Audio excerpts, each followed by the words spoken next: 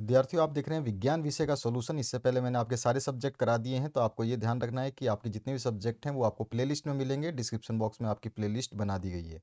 तो चलिए स्टार्ट करते हैं इस क्वेश्चन पेपर के सॉल्यूशन को। जैसे कि आप देख पा रहे हैं यहाँ पे मैंने लिख भी दिया है, ताकि स्टूडेंट्स को ध्यान नहीं रहता कि बोल क्या रहा हूँ, तो समझते हैं कि फटाफट स्किप करके देख ले तो बहुत ज़्यादा नुकसान हो जाएगा आपको, क्योंकि इस पीडीएफ को डाउनलोड करने के लिए आपको एक पीडीएफ का पासवर्ड बताया जाएगा, जो इसी वीडियो में बताया जाएगा। तो बहुत ध्यान से इसको देख लेना, ठीक है।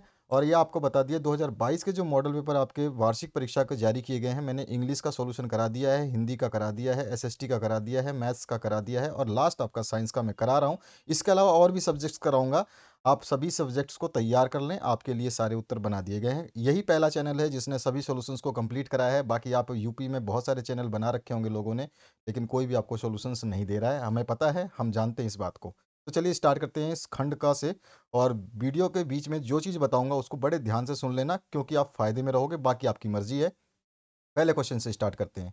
पहला क्वेश्चन है, किसी वस्तु का सबसे बड़ा आभासी प्रतिबिंब बनता है, यानी कि वस्तु का बड़ा और आभासी प्रतिबिंब जो है अवतल दर्पण के द्वारा बनता है, ठीक है। तो ये आपको ध्यान रखना है, अवतल दर्पण बड़ा भी बनाता है, बिग साइज में बनाता है, और आभासी मतलब आपका जो है काल्पनिक टाइप भी ये अवतल दर्पण ही बनाता है, ठीक है। आगे बढ़ते हैं आपका नेक्स्ट क्वेश्चन पे। नेक्स्ट जो क्वेश्चन है इसमें पूछा गया, प्रतिरोधकता का एसआई मात्रक है। तो प्रतिरोधकता का एसआई मात्रक इसमें है ही नहीं, ये ऑप्शन में कहीं भी नहीं है।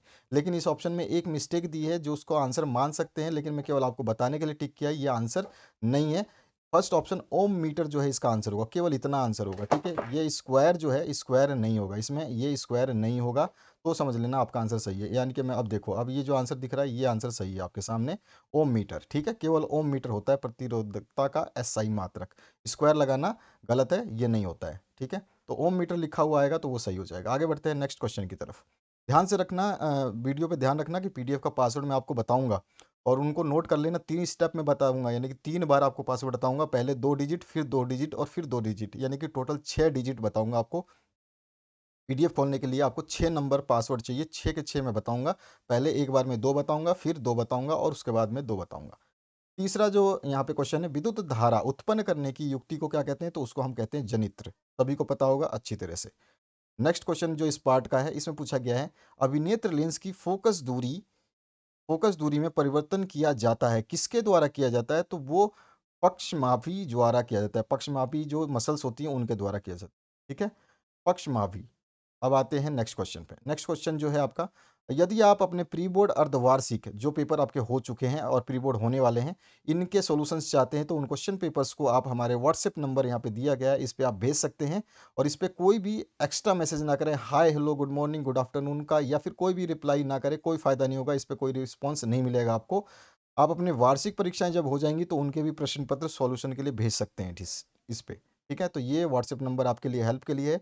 और आपको कोई क्वेश्चन पूछना है, कुछ भी पूछना है, कोई डाउट है, कोई भी दिक्कत है, तो आप कमेंट सेक्शन में पूछिए। आप जो वीडियो देख रहे हैं इसके कमेंट में कमेंट करेंगे तो आपको लिंक भी मिलेगी, वीडियो भी मिलेंगे, सब कुछ मिलेगा। लेकिन ये नंबर केवल व्हाट्सएप सोल्यूशन के लिए है, यानी कि आप जो पेपर भेजेंगे उसको सॉल्व कर दिया जाएगा। इसको ध्यान रखना आपको। चलिए दूसरे क्वेश्चन पे आते हैं। दूसरे का क पार्ट पूछा गया है। ये अभी आपने जो जो खंड क देखा, ये आपका जो है फिजिक्स से चल रहा है, ठीक है। फिजिक्स हम देख रहे हैं, इसके बाद में केमिस्ट्री और बायो नीचे आएगा। आपका यही पैटर्न रहेगा आपके मेन एग्जाम में। प्रश्न नंबर 2 का क पार्ट है, वाहनों में किस प्रकार के दर्पण को पार्श्व दर्पण दृश्य दर्पण के रूप में वरीयता दी जाती है, और क्यों? तो क्योंकि वे सदैव सीधा प्रतिबिंब बनाते हैं जो छोटा होता है। इस दर्पण का दूरदृष्टि, यहाँ पे उत्तल लेंस लिख लेना, यहाँ पे हाँ यहाँ पे लिखा है बीच में, ठीक है। तो क्योंकि उत्तल लेंस जो है सदैव सीधा प्रतिबिंब बनाते हैं, और जो छोटा होता है छोटा भी बनाते हैं। इस दर्पण का दृष्टि क्षेत्र बहुत अधिक होता है, यानी कि इस कांच में जब आप देखोगे, किसी मिरर में जो गाड़ी में लगा होता है, उसमें पीछे आप देखोगे तो पीछे की बहुत सारी चीज़ें आपको दिखाई देंगी। छोटी मोटी एक चीज़ नहीं, बहुत सारी, पूरा वाइड एरिया कवर करता है। क्योंकि ये बाहर की तरफ वक्रित होता है, यानी कि इसका जो आपने अवतल दर्पण का देखा भी होगा कि वो ऐसे होता है, ठीक है। कॉनकेव नहीं होता, कॉन्वेक्स होता है। तो उत्तल दर्पण ड्राइवर को पीछे के बहुत बड़े क्षेत्र को देखने में समर्थ बनाता है, इसलिए उत्तल दर्पण को वरीयता दी जाती है, जो कि इस क्वेश्चन में पूछा गया है। दूसरा जो क्वेश्चन है इसमें पूछा गया आपसे, ख पार्ट इसमें पूछा है, किसी अवतल दर्पण की फोकस दूरी 15 सेंटीमीटर है, वस्तु को लेंस से कितनी दूर दूरी पर रखें कि इसके द्वारा वस्तु का लेंस से 10 सेंटीमीटर दूर प्रतिबिंब प्रतिबिंब बने। तो मतलब हम वस्तु की दूरी निकालेंगे, कितनी दूरी में बनेगा। सबसे पहले अवतल लेंस के लिए एम और एफ ऋणात्मक होता है, ठीक है। आपको पता है मैग्नीफिकेशन और फोकस दूरी जो है ऋणात्मक होती है, ठीक है। और क्योंकि प्रतिबिंब आभासी होता है तो दिया गया है क्या है हमारे को, एफ जो है वो -15 यानी कि हमारा ऋणात्मक होता है, और वी भी जो वस्तु होती है अवतल दर्पण की वो होती है माइनस में, ठीक है। तो ये दोनों चीज़ें माइनस में आ गई। अब इन दोनों चीज़ों को माइनस में हम रखेंगे दर्पण सूत्र में। दर्पण फॉर्मूला हमारे पास होता है, लेंस सूत्र क्या है, 1/b minus 1/u equals to 1/f। सभी को इसमें रख देंगे। एफ का वैल्यू है आपका 15, ये रखा, ठीक है। और दूसरा है वी की वैल्यू, वी की जगह पे हमने रखा -10। और इसको अब हम सॉल्व करेंगे। आपको कैलकुलेशन अच्छी तरह से आती है। इसमें हमें क्या करना है, हमें बताना है इसका आंसर। तो यहाँ पर देखिए 1/10 प्लस में 1/5, ये इसको हमने इधर कर लिया, 1/u को उधर ले गए। तो हमारे पास क्या आया, 1/u बराबर आ गया 1/15 माइनस 1/10। ये माइनस वाला इधर ले लिया। यहाँ पे ये थोड़ा सा यहाँ पे बराबर का चिन्ह लगा लेना, क्योंकि मैंने लगाना भूल गया। यहाँ पर जो है आपको ये नेक्स्ट पार्ट में, ये पार्ट तो आपका इतना है जो मैं दिखा देता हूँ, आपको समझा देता हूँ। ये पार्ट तो इतना है, ये कंप्लीट हो गया। अब इसके बाद में आपको जो है यहाँ पर क्या करना है, यहाँ पर आपको 1/u निकालना है। तो आपको 1/u को बराबर 1/15 माइनस, यहाँ पे माइनस का साइन है, 1/10 इज इक्वल्स टू बराबर क्या हो जाएगा, यहाँ पे बराबर हो जाएगा आपका 2 माइनस 3/30। इसका एलसीएम आएगा इतना। तो 15 दूनी 30, तो 2 आ गया, और 10 दूनी 10 या 30, तो -3 आ गया। तो 2 - 3/30। और इसको हमने सॉल्व किया तो 1/u बराबर कितना आ जाएगा, यहाँ पे 1/u 2 बार लिख दिया है, तो इसको भी हटा देना, ठीक है। यह थोड़ा सा मिस्टेक हो गया है, ठीक है, इसको हटा देना। 1/u बराबर हो गया यहाँ पे -1/30, और -1/30 का मतलब u बराबर क्या हो गया, -30। -30 आ गया u आपका, ठीक है। अब u अगर -30 है तो आपका जो आंसर क्या आया, u -30 है। इसका मतलब वस्तु जो है लेंस के सामने 30 सेंटीमीटर की दूरी पर रखेंगे तो हमारा जो है वस्तु का प्रतिबिंब बनेगा, ठीक है। तो ये पूछ रहा है कि लेंस से 10 सेंटीमीटर दूरी पर प्रतिबिंब बने तो कितनी दूरी रखेंगे वस्तु को, तो इतनी दूरी रखेंगे 30, ठीक है। यही चीज़ हमें बताना है कि लेंस से कितनी दूरी पर रखेंगे, तो 30 सेंटीमीटर की दूरी पर रखेंगे। यू डिस्टेंस जो है वस्तु की है, ठीक है। तो यहाँ पे आ गया 1/, ये वाला फॉर्मूला है, फॉर्मूले में ये सारी वैल्यू रखी, सॉल्व किया, ये आ गया, बस कुछ नहीं है इसमें। आगे बढ़ते हैं नेक्स्ट क्वेश्चन में। जरा दृष्टि दोष क्या है, इसका निवारण कैसे करते हैं। तो ये है आपका, जिस दृष्टि दोष में निकट दृष्टि दोष और दूर दृष्टि दोष दोनों हो जाते हैं, यानी कि आपको पास की भी चीज़ें ना दिखाई दें और दूर की भी चीज़ें ना दिखाई दें, तो इसमें आपका जरा दृष्टि दोष पाया जाता है। और जिसमें मनुष्य दूर की वस्तु तथा नज़दीक की वस्तु को साफ नहीं देख पाता, और इस दृष्टि दोष को जरा दृष्टि दोष कहते हैं। पहला पासवर्ड नोट करें, पहला पासवर्ड आ चुका है आपका 89, 8 9 आपको जो है पहला पासवर्ड डालना है। ये ध्यान रखना है, पासवर्ड में वीडियो के ड्यूरेशन में बताता रहूँगा, तो इसलिए ध्यान रखना है। तो पहला पासवर्ड 89 है। इसका निवारण पूछा है इसने, निवारण कैसे होगा, तो इस प्रकार के दोष से निवारण के लिए हमें बायफोकल लेंस, यानी कि वो फोकल लेंस यूज़ करते हैं हम जिसमें उत्तल प्लस अवतल दोनों के दोनों लेंस होते हैं। यानी कि एक ही आपका कभी किसी का चश्मा आपने देखा होगा, तो जो बुजुर्ग होते हैं उनका चश्मा देखना, उसमें छोटा सा कटा हुआ हिस्सा होगा, अलग ही दिखेगा कि हाँ यहाँ पे कुछ लगा, दूसरा शीशा लगा हुआ है। उसी तरह का शीशा उसमें जो बायफोकल लेंस होता है उसमें दोनों लगे होते हैं, एक ऊपर की तरफ एक नीचे की तरफ। तो जिस आदमी को ऊपर दूर देखना है तो अवतल देखेगा, नीचे देखना है तो उत्तल देखेगा, यानी कि दोनों लेंस एक ही आईने में लगे रहेंगे, ठीक है। आप देख सकते हो कभी एग्जाम्पल के तौर पे, तो आपको पता चल जाए। इसके बाद में प्रश्न नंबर 3, प्रकाश के परावर्तन के नियम लिखिए। 20 सेमी वक्रता त्रिज्या वाले अवतल दर्पण के सामने 5 सेंटीमीटर दूरी पर और 15 सेंटीमीटर दूरी पर कोई वस्तु रखने पर प्रत्येक स्थिति में प्रतिबिंब कहाँ और कैसा बनेगा, ये ज्ञात कीजिए।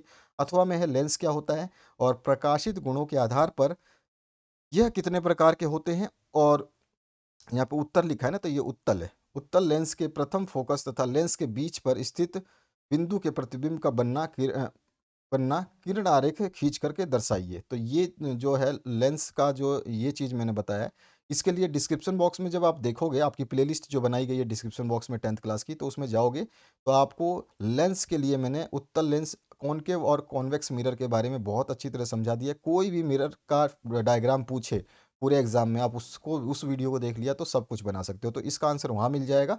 डिस्क्रिप्शन बॉक्स में केवल विजिट करना है, बस इस छोटा सा काम करना है। इसी वीडियो के डिस्क्रिप्शन बॉक्स में वीडियो देखने के बाद में आप देख लेना, आपको प्लेलिस्ट मिलेगी 10th क्लास की यूपी बोर्ड एग्जाम पेपर्स के नाम से। उसमें आप जाओगे तो आपको उत्तल और अवतल दर्पण का जो चित्र प्रतिबिंब कैसे बनता है वो सारी चीज़ें मैंने बताई है। एफ पे होगा तो कब बनेगा, वक्रता सेंटर ऑफ कर्वेचर पे होगा तो कहाँ होगा, इन्फिनिटी पे होगा तो कहाँ बनेगा, सारी चीज़ें। तो ये वाला क पार्ट जो है इसका आंसर मैं बता रहा हूँ। आपको दिया क्या गया है, तो इसमें 20 सेंटीमीटर वक्रता त्रिज्या यानी कि कैपिटल आर जो है आपको 20 दे रखा है। और इसको सबसे पहले समझाने से पहले मैं आपको बताना ये चाहूँगा कि ये जो है आपका कौन-सा है, अवतल दर्पण है। तो पहले सबसे पहले अवतल दर्पण का चित्र देख लें, ठीक है? ये चित्र आपके सामने है। अब इस चित्र में ये आपका दर्पण का ये वाला डायग्राम जो है, यहाँ पर आप देख रहे हैं जो, इसमें क्या है कि ये वाला जो डायग्राम आप देख रहे हैं यहाँ पर, ये वाला पूरा का पूरा, ये कैसा है आपका, ये अवतल है, ठीक है? क्योंकि इसके बाहरी सरफेस पे हमने पॉलिश किया है और अंदर वाला झुक गहरा है इसलिए, ठीक है? अब आप अवतल दर्पण में एक चीज़ तो आपने ये देख ली। अब इसमें क्या होता है कि हमारे कुछ निर्देश होते हैं, उसको हमें बहुत ध्यान रखना पड़ता है। उसमें क्या है कि आपका जो इस साइड जाएंगे हम तो पॉजिटिव लेंगे और इस साइड जाएंगे तो नेगेटिव लेंगे। तो अभी क्या बोल रहा है कि आर, आर किधर है, देखो आर इधर है। आर क्या होता है, आपका पोल यानी कि ये वाली जो डिस्टेंस है पी, पी से लेके सी वाली डिस्टेंस जो होती है ये होता है आर। तो आर कितना दे रखा है, ये 20 दे रखा है। और माइनस क्यों लिया है, क्योंकि हम इस तरफ इसका डिस्टेंस पी से इस तरफ आ रहे हैं, पी से हम इस तरफ आ रहे हैं, इसलिए हम इसका डिस्टेंस क्या लेंगे, नेगेटिव लेंगे, ठीक है? यहाँ पे बताया है मैंने ऊपर साइन बना के। तो इधर आएंगे तो आर हो गया नेगेटिव, तो आर हमारे पास -20 आ गया। समझ में आया यहाँ तक? दूसरी चीज़, अब हमें एफ निकालना है। एफ होता है इसके इन दोनों के बीच की दूरी। तो एफ क्या होता है, इसका आर का आधा। तो एफ बराबर हो जाएगा r/2 और आर हमें दे रखा है -20। तो इसको निकाल लेंगे तो ये आ जाएगा -10 सेंटीमीटर। ये आ गया यहाँ पे हमारे पास आर, ठीक है, एफ। और इसके बाद में हमें एक और चीज़ दे रखी है, इसमें क्या दे रखी है कि 5 सेंटीमीटर और 15 सेंटीमीटर। पहले केस में 5 सेंटीमीटर लेंगे, दूसरे में 15 सेंटीमीटर, वस्तु अगर दूर रखी हो। तो वस्तु की दूरी जो है पोल से नापी जाती है। पोल जो है आपका ये रहा ध्रुव, और ध्रुव से आप जब इसको वस्तु की इधर इधर रखेंगे, मिरर के सामने रखेंगे, तो मिरर के सामने जब रखेंगे तो आपका इस तरफ ही रखेंगे, तो हम पोल से किस तरफ जा रहे हैं, हम पोल से इस तरफ जा रहे हैं, और इस तरफ जाएंगे तो क्या होगा, ऋणात्मक होगा। और ऋणात्मक होगा तो इसका मतलब यू भी -5 आएगा, ठीक है? 5 तो दे रखी है, लेकिन हमें प्लस कब लेना है माइनस कब लेना है ये बस हमें ध्यान रखना होता है। तो हमारे पास आर मिल गया -20, एफ हमने निकाल लिया -10, यू हमने देख लिया -5, ये सारी चीज़ें आ गई। अब हमारे को पता है दर्पण सूत्र लगा देते हैं और हमारा आंसर आ जाएगा पहले केस का। इसी तरह से दूसरे केस का भी आ जाएगा। दर्पण सूत्र होता है 1/u plus 1/b equals to 1/f, ठीक है? तो इसको हम 1/b यानी कि b निकालना है। तो f की जगह f हमने कितना है हमारे पास -10 और u हमारे पास -5। तो -10 ये रख दिया, -5 ये रख दिया। इन दोनों को जोड़ा, क्योंकि यहाँ पे देखो ये माइनस है और ये माइनस है, तो माइनस माइनस क्या हो जाएगा, प्लस हो जाएगा ना, तो इसलिए यहाँ पे प्लस का साइन आ गया, ठीक है? तो 1/b आ गया, 1/10 प्लस में 1/5, इसका एलसीएम लिया आया 10। 10 का एलसीएम से हमने सॉल्व किया तो ये आ गया 1/10। अब 1/10 जब ये आया तो v की वैल्यू क्या आ गई, क्रॉस मल्टीप्लाई कर दोगे तो ये 1 से गुणा हो जाएगा, ये v से गुणा हो जाएगा, यानी कि v बराबर +10 आ गया। +10 का मतलब क्या है, यानी कि +10 है तो प्लस किधर है हमारा, प्लस इधर है, यानी कि हमारा प्रतिबिंब किधर बना, हमारा प्रतिबिंब इस साइड बना, इस तरफ कहीं बना, प्लस आया ना तो इस तरफ बना। तो हम कहेंगे कि मिरर के पीछे बना। तो अब चलिए देखते हैं। अतः प्रतिबिंब जो है दर्पण के पीछे 10 सेंटीमीटर दूर बनेगा। दर्पण के पीछे बनना प्रतिबिंब आभासी होगा और सीधा बनेगा। अगर दर्पण के पीछे बना है तो प्रतिबिंब कैसा होगा, आभासी होगा यानी काल्पनिक होगा। और कैसा बनेगा, सीधा बनेगा। जब आभासी होगा तो सीधा बनेगा। ये आप मेरा वीडियो जरूर देख लेना, आपका काम हो जाएगा, ठीक है? आभासी प्रतिबिंब कैसा होता है, सीधा कब बनेगा, उल्टा कब बनेगा, सारी चीज़ें मैंने उसमें बताई है। 15-20 मिनट का वीडियो, उसको जरूर देख लेना, उसमें आपका काम हो जाएगा, सारा पूरा चैप्टर कवर कर दिया है उसमें। तो ये आपका आंसर हो गया। प्रतिबिंब दर्पण के पीछे बनेगा, 10 सेंटीमीटर दूरी पे बनेगा। अगर पीछे बनता है तो प्रतिबिंब आभासी होगा, और आभासी है तो ऑब्वियस सी बात है वो सीधा होगा, ठीक है? आगे बढ़ते हैं नेक्स्ट इसके पार्ट में। उसमें बोल रहा है कि इसमें u जो है आपको 15 लेना है, 15 सेंटीमीटर लेना है। तो हम यहाँ पे u कितना लिया था, -5, अब हम यहाँ पे ले लेंगे -15। r तो हमारे पास -20 है, f हमारे पास -10 है, u हमारे पास -15 हो जाएगा। दर्पण सूत्र में रखेंगे, उसी सूत्र में रखने के बाद हमारे पास जो वैल्यू आ जाएगी वो कितनी आ जाएगी, तो हमारे पास आ जाएगा ये माइनस माइनस प्लस हो जाएगा, तो ये प्लस का 1/15 हो जाएगा। इसका एलसीएम लेंगे 30 आएगा, 30 को हम सॉल्व करेंगे तो यहाँ पर जो है 1 अपॉन में आपका 30, यहाँ पर जो है मैंने मिस्टेक कर दी है, इसको आप सही कर लेना। यहाँ पे देखिए व माइनस 1/30 आएगा, यहाँ पे 30 लिख लेना, ठीक है? यहाँ पर जो है आपको करेक्शन करना है। मैंने बाय मिस्टेक गलती से लिख दिया, ऊपर वाला ही मेरे ध्यान में रह गया, इसी को देख के मैंने लिख दिया। यहाँ पे नहीं देखा मैंने ध्यान से। तो आप क्या करोगे 1/30 लिखोगे, ठीक है? बाकी कुछ नहीं करना है, आपको यहीं पे चेंज करना है, 30 करना है। यानी कि v बराबर -30 आएगा, ठीक है? यहाँ पे -30 आएगा, ध्यान रखना है आपको, यहाँ पर -30 आएगा। ये क्लियर कर लेना, मैं आपका जो पीडीएफ डालूँगा उसमें इसको सही कर दूँगा, उसके लिए आपको घबराने की ज़रूरत नहीं है। तो यहाँ पे 30 आएगा, यानी कि प्रतिबिंब जो है दर्पण के सामने, देखिए माइनस का साइन आ गया तो माइनस जो है किधर आता है, तो प्रतिबिंब जो है इधर आएगा। यानी कि प्रतिबिंब हमारा बिंब जो है इधर बनेगा, तो इसका सामने बन रहा है दर्पण के सामने, और दर्पण के सामने बनेगा तो प्रतिबिंब कैसा होगा, उल्टा भी होगा और वास्तविक भी होगा। पीछे बनता तो काल्पनिक होता और सीधा होता, और इधर बनाए तो उल्टा भी होगा और वास्तविक होगा, ठीक है? तो ये आंसर हो गया। यहाँ पर इसको सही कर लेना आप, ठीक है? इसको मैंने बाय मिस्टेक लिख दिया है, मैं आपको इसको करेक्ट करके पीडीएफ में डाल दूँगा, ठीक है? और ध्यान से रखना है कि पीडीएफ का पासवर्ड वीडियो में ही बताया जाएगा, ठीक है? आगे बढ़ते हैं, मैंने एक पासवर्ड आपको बता दिया है, आपने नोट भी कर लिया होगा, मैं दिखा देता हूँ, एक पासवर्ड है 89, ठीक है? आगे बढ़ते हैं नेक्स्ट क्वेश्चन की तरफ। इसमें आपको बता दिया मैंने कि यहाँ पर 30 करना है, ध्यान रखना है, ये 10 नहीं है, यहाँ पे 30 करना है, क्योंकि बटे में 30 है ना, तो ये 30 रहेगा, बस इतना ध्यान रखना। ख पाठ है, किसी चालक का प्रतिरोध किन-किन कारकों पर निर्भर करता है? दिए गए पदार्थ के किसी एल लंबाई तथा ए मोटाई के तार का प्रतिरोध 4 ओम है। इस पदार्थ के किसी अन्य तार का प्रतिरोध क्या होगा जिसकी लंबाई 1/2 और मोटाई 2a है तो? ठीक है, एक तो ये प्रश्न है जिसको आप कर सकते हैं, और दूसरा प्रश्न अथवा में जो है ये दिया गया है कि आपको विद्युत विभवांतर की परिभाषा लिखनी है, मात्रक लिखना है। 10, 20 और 30 ओम के प्रतिरोध समांतर क्रम में और श्रेणी क्रम में अगर हम जोड़ते हैं तो समतुल्य प्रतिरोध क्या होगा, ये हमें निकालना है। तो इसको निकाल कर बता देता हूँ मैं आपको। इसमें है, हम पहले विद्युत विभवांतर को हम बताएंगे, तो वो इकाई धनावेश को एक बिंदु से दूसरे बिंदु, यानी कि आपका कोई ये ऐसा है लाइन है, मान लो एक बिंदु यहाँ पर है, एक बिंदु यहाँ पे, तो यहाँ से इस चार्ज को यहाँ तक पहुँचाने में जो आपका कार्य करेंगे उसी को हम विद्युत विभवांतर कहेंगे, ठीक है? तो यहाँ पर हमने डेफिनेशन क्या लिखी है, इकाई धनावेश को एक बिंदु से दूसरे बिंदु तक ले जाने में किए गए कार्य को उन दोनों बिंदुओं के बीच का विभवांतर कहते हैं। और विद्युत विभवांतर का जो एसआई मात्रक होता है वो वोल्ट होता है, ठीक है? ये आपको ध्यान रखना है, वोल्ट होता है। इसके बाद आते हैं, आपका जो है ये कौन-सा है, पहले समांतर क्रम में और फिर श्रेणी क्रम में 10, 20 और 30 है। तो हमारे को दिया गया है R1 10, R2 20 और R3 30। समांतर क्रम में जोड़ेंगे तो 1/r बराबर फ़ॉर्मूला जो हमारा स्टैंडर्ड होता है वो क्या होता है? 1/r equals to 1/r1 plus R2 plus R3। तो 1 में सब लिख देंगे और इसको एलसीएम लेंगे तो ये आ जाएगा 11/60, यानी कि हमारा जो 1/r1 कितना आ गया, 11/60, ठीक है? तो ये हमारा किस में आया, समांतर क्रम में, ये समतुल्य प्रतिरोध है। और इसके बाद में दूसरा जो है श्रेणी क्रम में हमारा सीधा हो जाता है R1 plus R2 plus R3, ये फॉर्मूला होता है, हमने सारे को जोड़ दिया तो हमारे पास आ गया 60 ओम। तो हमारे पास जो 60 ओम है और 11/60 जो है आपका दो आ गए, एक श्रेणी क्रम में आ गया 60 और समांतर क्रम में आ गया 11/60 ओम, ठीक है? ये पाई नहीं है, ओम है। तो यहाँ पर नेक्स्ट जो क्वेश्चन है इसमें पूछा गया आपसे कि विद्युत मोटर का नामांकित चित्र बनाना है और इसका सिद्धांत और कार्यविधि भी स्पष्ट करना है। और दूसरा है, परिनालिका किसे कहते हैं, परिनालिका का चुंबक की भांति कैसे व्यवहार करती है, और किसी क्षण चुंबक की सहायता से विद्युत धारावाही परिनालिका के उत्तर तथा दक्षिण ध्रुव का निर्धारण कैसे किया जाता है, ये बताना है। तो आप दोनों में से कोई एक क्वेश्चन करना है आपको। मैंने विद्युत मोटर का नामांकित चित्र करके इसके कार्यविधि बताई है। तो इस तरह का आपका विद्युत जो है मोटर का डायग्राम आप इस तरह का बना सकते हैं। मैं इसको थोड़ा छोटा करके दिखा देता हूँ। आप इस तरह का ये जो डायग्राम है पूरा का पूरा कंप्लीट, आप इस तरह का इसका डायग्राम बनाएंगे। घूर्णन दिशा है जो इसकी ये है, कुंडली है आपको बता रखी है, चुंबक है यहाँ पे साइडों में ये लगा है एस और एन वाले।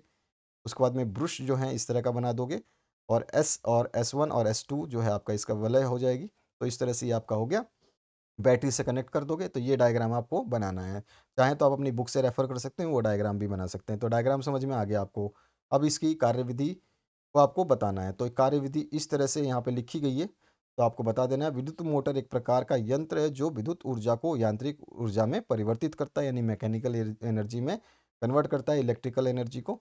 इसका सिद्धांत क्या है, जब किसी कुंडली को चुंबकीय धारा में रख कर उसमें विद्युत धारा प्रवाहित की जाती है तो उसमें एक बल कार्य करता है जो कुंडली को उसके अक्ष पर घुमाता है। यानी कि जो यहाँ पर जो ये अक्ष है, ये इसी अक्ष पे, ये जो डैश डैश लाइन है, इसी अक्ष पे ये घूमती रहेगी, यहीं पर घूमती रहेगी। पंखा जैसे आपका घूमता है, एक ही जगह पे रहता है और घूमता रहता है।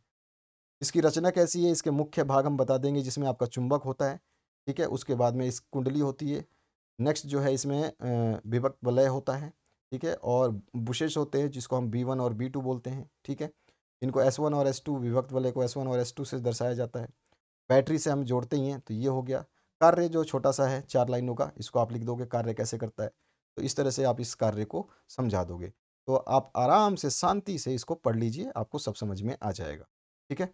आगे बढ़ते हैं नेक्स्ट क्वेश्चन की तरफ, ठीक है? नेक्स्ट जो क्वेश्चन है उसमें क्या पूछा गया आपसे? खंड ख, यानी कि आ गए हम केमिस्ट्री में। तो यहाँ पे बोल रहा है Zn plus CuSO4 gives ZnSO4 plus Cu। तो यहाँ पे क्या कर रहा है कि कॉपर जो है ये सल्फेट को विस्थापित करके Zn को दे दे रहा है, यानी कि एक चीज़ विस्थापित हो रही है, तो विस्थापन अभिक्रिया है, तो इसका आंसर क्या हो जाएगा? विस्थापन अभिक्रिया। ठीक है? दूसरा है जल की कठोरता हटाने के लिए सभी को पता है धवन सोडा का प्रयोग करते हैं। उसके बाद में नेक्स्ट जो है धावन सोडा या धोवन सोडा, दोनों चीज़ बोलते हैं इसको। निम्न में से किस यौगिक में डैश OH की क्रियात्मक समूह होती है? तो ब्यूटेनॉल, ऑल जहाँ पे लगा होगा ऑल, नॉल, ये होता ऑल, ठीक है? तो यहाँ पे आपको रखना है ये वाली चीज़, ठीक है? पासवर्ड के लिए ध्यान रखना है आपको वीडियो में। तो ये इसका आंसर हो जाएगा सेकंड वाला ब्यूटेनॉल, ठीक है? ये आपका आंसर हो गया ब्यूटेनॉल, सेकंड वाला ऑप्शन जो है आपका करेक्ट हो जाएगा ये वाला। इसके बाद आते हैं रेडॉक्स अभिक्रिया से क्या अभिप्राय है और रासायनिक अभिक्रिया का उदाहरण देके आपको समझाना है। बहुत ही सिंपल है। रेडॉक्स अभिक्रिया में क्या होता है? ऑक्सीकरण और अपचयन एक साथ संपन्न होते हैं, ठीक है? और सभी अभिक्रियाओं को रेडॉक्स अभिक्रिया कहते हैं। जो जिन अभिक्रियाओं में ऑक्सीकरण और अपचयन अपचयन एक साथ संपन्न होती हैं, उन सभी को हम रेडॉक्स अभिक्रिया कहते हैं।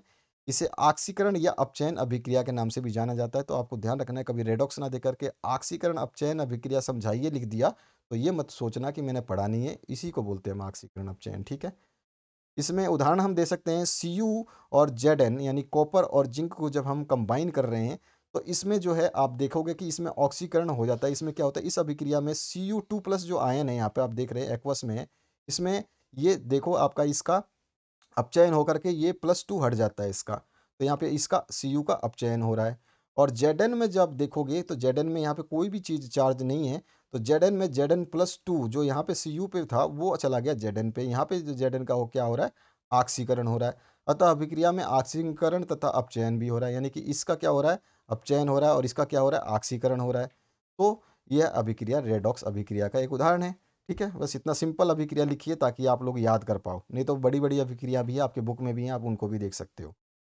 इसमें है ख पार्ट, बेकिंग सोडा बनाने की विधि तथा उपयोग आपको बताना है। बनाने की विधि क्या है? अमोनिया सोडा विधि में सोडियम बाइकार्बोनेट माध्यमिक यौगिक के रूप में मिलता है, ठीक है ना? तो यहाँ पर हम क्या करते हैं? NH4HCO प्लस NaCl हम इसको मिला देंगे, ठीक है? यहाँ पे NaCl मिला देंगे जो कि आपका क्या हो जाएगा? यहाँ पे इसको ट्रीट करेंगे तो ये NaCl जो है यहाँ से टूट करके HCO3 में जुड़ जाएगा। यहाँ पर NaCl जो है केवल NaCl ये टूटेगा और टूट करके इसमें पार्ट में इसमें जुड़ जाएगा। ये NH4 और Cl जो है यहाँ से निकल कर यहाँ पहुँच जाएंगे, ठीक है? तो आप देखोगे कि इसकी रिएक्शन से ये बना और ये वाला अलग, इस तरह से बना। अब ये सोडियम बाइकार्बोनेट में CO2 गैस प्रवाहित करने से सोडियम बाइकार्बोनेट बन जाएगा। सोडियम कार्बोनेट हमने बना लिया, ठीक है? अब हमें सोडियम कार्बोनेट में जो है हम क्या करते हैं कि इसमें CO2 प्रवाहित करते हैं तो हमारे पास सोडियम बाइकार्बोनेट जो है मिल जाता है। तो NaHCO3 जो है यहाँ पे हमारे को मिल जाएगा। इस तरह से है इसका रिएक्शन।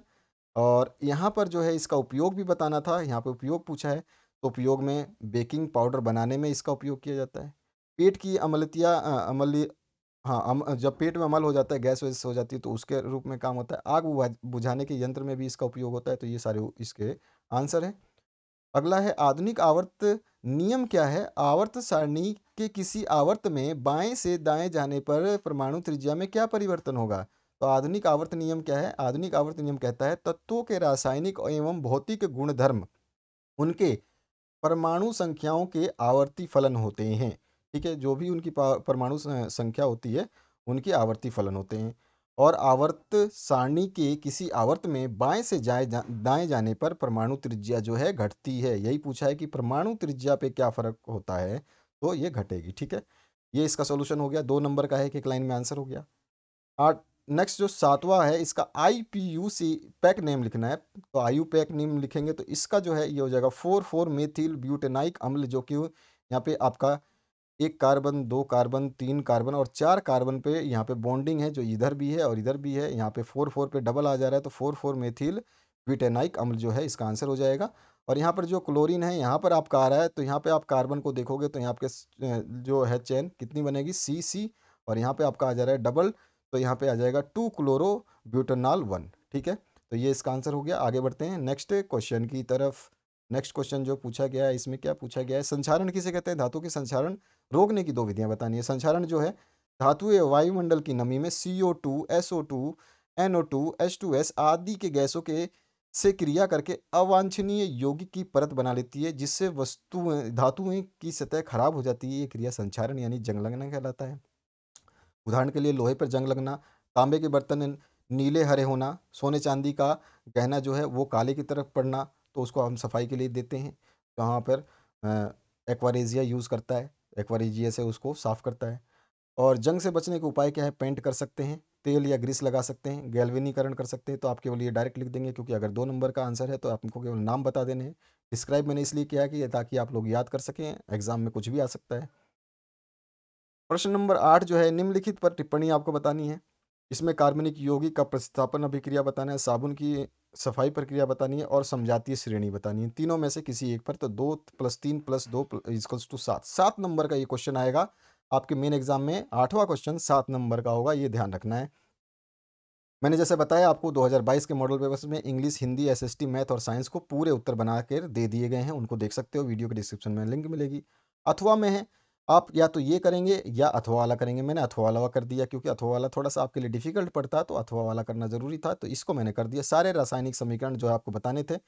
एथेनॉल्स एथेनॉल सोडियम के साथ अभिक्रिया करता है तो क्या बनता है, तो एथेनॉल को हम जो है, ये रहा एथेनॉल, इसको सोडियम से अभिक्रिया कराएंगे तो हमारे पास ये उत्पाद बन जाएगा। ठीक है, दूसरा है एथिल अल्कोहल को 443 केल्विन ताप पर सांद्र सल्फ्यूरिक अम्ल के साथ गर्म किया जाता है तो क्या उत्पाद बनेगा, तो ये है हमारा एथेनॉल, जिसको एथिल अल्कोहल भी बोलते हैं।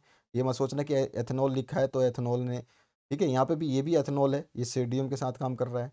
ठीक है, तो यहाँ पे ये कंसनट्रेटेड H2SO4 443 केल्विन पर जब इसको करते हैं तो एथेन बनता है, ये पूरा का पूरा एथेन बनता है और वाटर निकलता है साथ में। तीसरा पूछा है, मेथेन को वायु में जलाया जाए तो क्या होगा, तो मेथेन को वायु में, ये रहा मेथेन और वायु है आपका ऑक्सीजन, और ये हमारे को एक देगा कार्बन डाइऑक्साइड, जल देगा और हीट और लाइट देगा, यानी कि आपका ताप और रोशनी देगा। इसके बाद में आपका चौथा जो पूछा है, इसमें पूछा है एथेनाइक अम्ल एथेनॉल के साथ अभिक्रिया करेगा तो क्या होगा, तो ये चौथे में हम देख लेते हैं। एथेनोइक अम्ल जो है आपका, ये इसमें आपका ये किससे क्रिया करवा रहे हैं, हम एथेनोइक का करवा रहे हैं एथेनॉल से। तो एथेनोइक और एथेनॉल मिलकर के हमारे पास ये वाला प्रोडक्ट दे रहे हैं, जिसमें आपका एथेनॉल ये हो जाएगा। हाँ ठीक है, पांचवा जो क्वेश्चन इसमें पूछा गया, एथेनाइक अम्ल सोडियम कार्बोनेट से क्रिया करता है तो क्या होगा, तो एथेनोइक अम्ल जो है सोडियम कार्बोनेट से क्रिया करेगा, तो आपके पास में पांचवा, सॉरी ये वाला पांचवा ऊपर है। एथेनोइक जो है आपका सोडियम कार्बोनेट ये रहा, इससे करेगा तो एथनो एथोनोएट बनेगा, सोडियम एथोनोएट बनेगा, एसीटेट भी बोलते हैं इसको, तो आपकी मर्जी, आप जो बोलें, ये आपका प्रोडक्ट बनेगा। पांचवे के बाद में छठा जो पूछा है, इसमें पूछा गया एथेनॉइक अम्ल सोडियम हाइड्रोकार्बोनेट से, हाइड्रोकार्बोनेट तो एच लग जाएगा इसमें, तो यहाँ पे NaHCO3 से ये इसको अभिक्रिया करना, ऊपर वाला ही है, लेकिन इसमें देखिए दोनों में प्रोडक्ट सेम ही बनेंगे। फर्क क्या है, इनमें ये जो टू है ना बैलेंसिंग वाला, ये टू ये नहीं आएगा, बस बाकी कुछ नहीं है। और लास्ट जो पूछा है, एथिल अल्कोहल का क्षारीय KMnO4 की उपस्थिति में ऑक्सीकरण कराओगे तो क्या होगा, तो हमारा ऑक्सीकरण कराएंगे तो ये होगा। ठीक है भैया, तो ये हो गया आपका सॉल्यूशन कौन से क्वेश्चन का, 8वें क्वेश्चन का कंप्लीट। अब आते हैं ग पार्ट में, जिसमें आते हैं हम बायोलॉजी सेक्शन में। केमिस्ट्री कर लिया, फिजिक्स कर लिया, बायोलॉजी कर रहे हैं।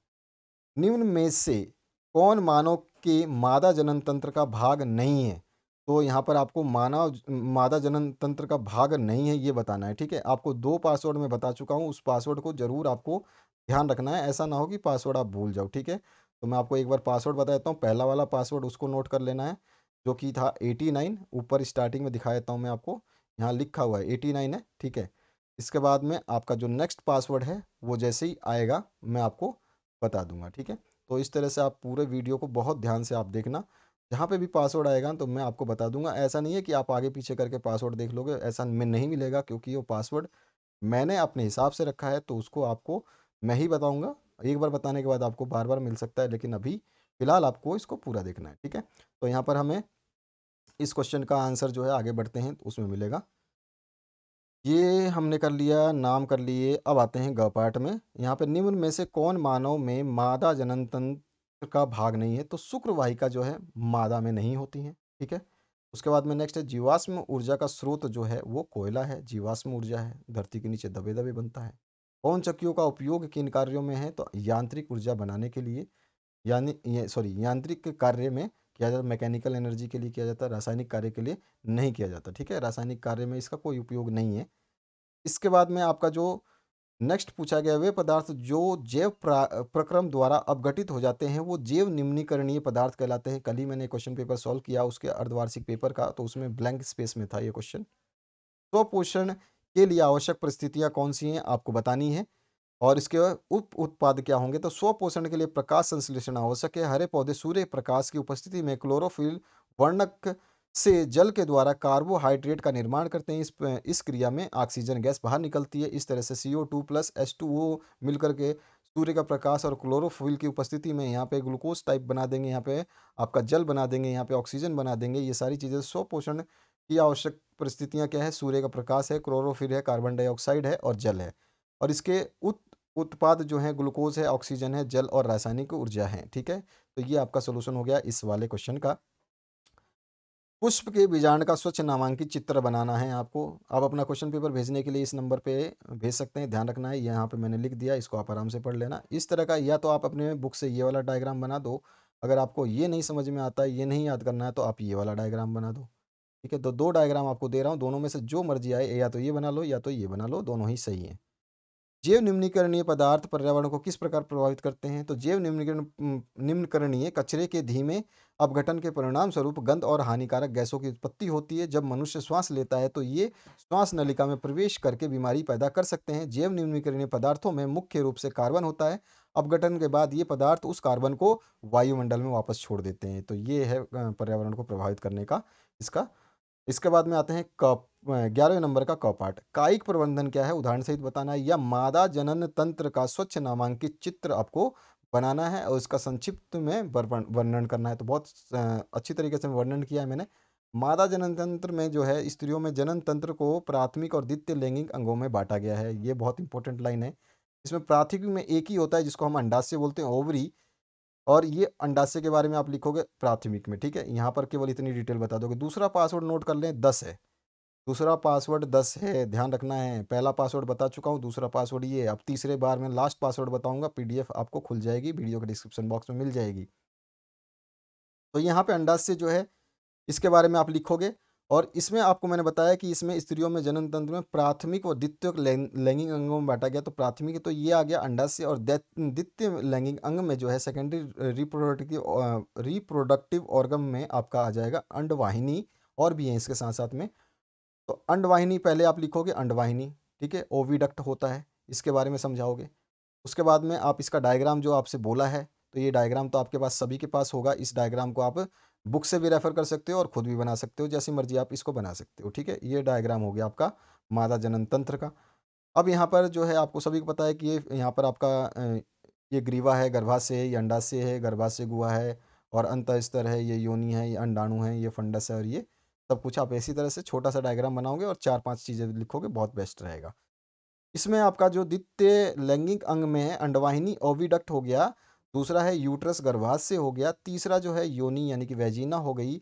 उसके बाद में आपका जो है, ये तीन ही अंग होते हैं आपके सेकंड में, बस इनको बताना है, 3 अंगों को डिस्क्राइब कर देना और लास्ट में लिख देना है। स्त्रियों में मूत्र मार्ग तथा जनन छिद्र अलग अलग होते हैं। मादा जनन नांग में पोर्थोलिन नामक ग्रंथि जो है पाई जाती है, जो क्षारीय द्रव को स्रावित करती है। मादा जननांगों द्वारा मादा हार्मोन प्रोस्टेट्रोन और एस्ट्रोजन उत्पन्न किए जाते हैं। कभी कभी ध्यान रखना, पूछा जाता है कि मादा के द्वारा उत्पन्न किए गए कौन कौन से हार्मोन है, या मादा में पाए जाने वाले कौन से हार्मोन है। तो आपका ऑप्शन दे देगा, आपको पता नहीं होगा, तो ये याद करना, ठीक है।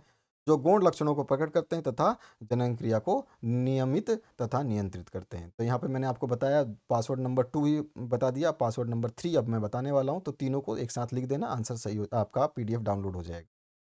यहाँ पर है, लिंग सूत्र किसे कहते हैं? मानव में लिंग निर्धारण की प्रक्रिया को समझाना है। अथवा में जीवाश्म क्या है, वे जैविक विकास प्रक्रम में के विषय में क्या दर्शाते हैं, ये आपको बताना है। तो मैंने लिंग सूत्र, गुणसूत्र क्या होता है और मानव में लिंग निर्धारण कैसे होता है, ये बताया है। तो यहाँ पे है, गुणसूत्र जो लिंग का निर्माण करते हैं, लिंग गुणसूत्र कहलाते हैं। मानव में गुणसूत्र 23वां जोड़ा लिंग सूत्र का होता है और मादा में XX के रूप में और नर में XY के रूप में होता है। मानव में लिंग निर्धारण कैसे होता है, ये हम बता सकते हैं। बहुत ही आसान शब्दों में लिखा है, आपको दिक्कत नहीं है, केवल ये डायग्राम बना देना और ये 4 लाइन लिख देना, आपको पूरे मार्क्स मिलेंगे। नर व मादा में युग्मनज के द्वारा युग्मकों का निर्माण होता है। नर में जो है X और Y युग्मक और मादा में केवल X युग्मक निर्मित होते हैं। नर के X युग्मक जब मादा के X युग्मक यानी कि दोनों को जब सेम युग्मक एक साथ संलयित होते हैं तो मादा संतति यानी कि लड़की पैदा होती है। और जब नर का Y, क्योंकि नर में X और Y दोनों होते हैं, तो नर जब Y अपना युग्मक देता है, मादा के पास से X ही मिलेगा हमेशा, तो मादा के X और Y मिलकर के एक जब संलयित होते हैं तो यहाँ नर संतति यानी कि लड़का होता है। ये आपकी हो गई, हमें मानव में लिंग को निर्धारित कैसे किया जाता है ये बताया मैंने। अतः मानव में निषेचन के फलस्वरूप 50% मादा संतति और 50% नर संतति होने की संभावना है, यानी कि यहाँ पे 50-50 चांसेस है कि लड़का भी हो सकता है, लड़की भी हो सकती है। इस प्रकार लिंग निर्धारण में नर वाई गुणसूत्र या नर युग्म की महत्वपूर्ण भूमिका होती है, यानी कि ये वाली जो है स्पेशल यहाँ पर निर्धारण में वाई गुणसूत्र की महत्वपूर्ण भूमिका होती है, यही लिंग चेंज करता है। इसके बाद में आप ये डायग्राम ज़रूर बनाना, ये डायग्राम बना दोगे तो आपको आंसर पूरा करेक्ट आंसर आपका हो जाएगा और आपको सारा का सारा मिल जाएगा। देखिए जैसे नर है, नर में XY होता है, मादा में दोनों में XX है। अगर इसका X और इसका X दोनों अगर XX मिल गए केवल, तो हमारे पास क्या मिलेगा, हमारे पास मादा भ्रूण मिल जाएगी। ठीक है, तो यहाँ पर जब भी XX मिलेगा, देखो यहाँ पर ये X आया, यहाँ पर X आया, इधर से ये X आया यहाँ पर, ठीक है, दोनों XX हुए तो मादा हुआ। अगर इसका X इधर से आया और इसका X, इसके दो गुणसूत्र है, ये वाला भी X आएगा तो भी मादा ही होगा। इसके बाद में यहाँ पे देखिए, यहाँ पे Y है, इसका अगर Y वाला आता है तो, और इधर इधर से इसका X वाला आता है तो भी ये नर होगा, और इधर से ये Y वाला इधर जाता है और इधर से इसका X वाला आता है तो भी नर भ्रूण होगा। तो दोनों की प्रतिशत क्षमता देखोगे तो 50-50 है, यानी कि 2 बार ये भी मिलता है और 2 बार ये भी मिलता है, तो हमारे पास 50-50 चांसेस होते हैं। ये हमारा आंसर हो गया इस क्वेश्चन का। इसके बाद में मानव पाचन तंत्र का नामांकित चित्र बना करके क्षुद्रांत और आमाशय में होने वाली पाचन क्रिया को वर्णन करना है। अथवा में पादपों में परिवहन से आप क्या समझते हैं, पौधों में जल, भोजन तथा अन्य पदार्थों के स्थानांतरण को स्पष्ट करना है। ये वाला डायग्राम बनाएंगे जो कि आपकी बुक से मिल जाएगा आपको। इस तरह का डायग्राम नहीं है तो आप डायरेक्ट स्क्रीनशॉट ले सकते हैं, पीडीएफ का पासवर्ड मैं बता ही दूंगा, उसको आप डाउनलोड कर सकते हैं। तो ये पूरा का पूरा आप जो है सिस्टम आप करोगे। इसके बाद जो है आपका नेक्स्ट पेज, इसके नीचे आते हैं, हम इसका आंसर देख लेते हैं। तो यहाँ पे क्या है, आमुष्य में पाचन क्रिया और एक क्षुद्रांत में पाचन क्रिया के बारे में मैंने यहाँ पे समझाया है। इसको दोनों को पैसेज को अच्छी तरह से नोट करो, लिखो, याद करो, आपकी मर्जी है। इस आपके सामने जो चीज़ दिखाई दे रही है, इसी को आपको जो है याद रखना है और इसी को आपको इसी तरह से याद करना है, क्योंकि बहुत सोच समझ के मैंने इसको लिखा है और इसको लिखने में बहुत मेहनत लगती है, आपको पता होगा। ठीक है, तो इसको आप नोट कर लें और मैं थोड़ा सा बड़ा कर देता हूँ। मैंने केवल डायग्राम बताने के लिए, दिखाने के लिए आपको थोड़ा सा छोटा किया था, मैं इसको बड़ा कर देता हूँ ताकि स्टूडेंट्स की शिकायत ना हो कि छोटा कर दिया। तो ये आमस्य के पाचन क्रिया को आप इस तरह से दिखा देंगे और क्षुद्रांत की क्रिया को इस तरह से दिखा देंगे। दोनों ही कैसे अपना काम करते हैं ये पूरा का पूरा आप इस पेज पे देख सकते हो। इसका पीडीएफ फाइल का जो लास्ट पासवर्ड है वो बताने वाला हूँ। आपने अभी तक लाइक शेयर सब्सक्राइब तो कर ही लिया होगा, क्योंकि यहाँ पे पूरे सॉल्यूशंस दिए जाते हैं, कोई एक्स्ट्रा काम नहीं। तो आपका लास्ट जो पीडीएफ पासवर्ड है वो होगा आपका 22। ठीक है, तो ये चीज़ आप नोट कर लें। 22 डालोगे लास्ट में। आपको 3 चरण में मैंने पासवर्ड बताया। तो आशा करता हूँ इस वीडियो से आप लोगों को हेल्प मिलेगी। शेयर कर देना अपने दोस्तों के साथ ताकि उनको भी ये सोल्यूशन मिल जाए। काफ़ी मेहनत लगती है इन सब सॉल्यूशंस को बनाने में, दिन दिन निकल जाता है, क्योंकि लिखने में समय ज़्यादा जाता है। बाकी आंसर्स तो हमें पता होते हैं, लेकिन इनको सही तरीके से लिखने में हमें समय लग जाता है। तो आशा करता हूँ इस वीडियो से आप लोगों को हेल्प मिली होगी और आपके सारे सॉल्यूशंस मैंने बताया, लिंक 10th क्लास की आप देखिए, इसी वीडियो के डिस्क्रिप्शन बॉक्स में अवेलेबल है, वहाँ से आप इसको डाउनलोड करिए। और सारे विषय आपके कंप्लीट करा दिए गए हैं, 5 सब्जेक्ट जो हैं मेन, उनको कर दिया है मैंने। English, Hindi, math, science, social science इनको आप कर लीजिए तैयार, और 2022 के एग्ज़ाम्स के लिए आपके बहुत ही बढ़िया तैयारी हो जाएगी अगर आपने मॉडल पेपर्स तैयार कर लिए। बाकी क्वेश्चन बैंक्स भी समय रहते ही मैं करा दूँगा। तो आशा करता हूँ इस वीडियो से आप लोगों को हेल्प मिला होगा। ये वीडियो देखने के लिए आपका बहुत बहुत धन्यवाद। Thank you very much.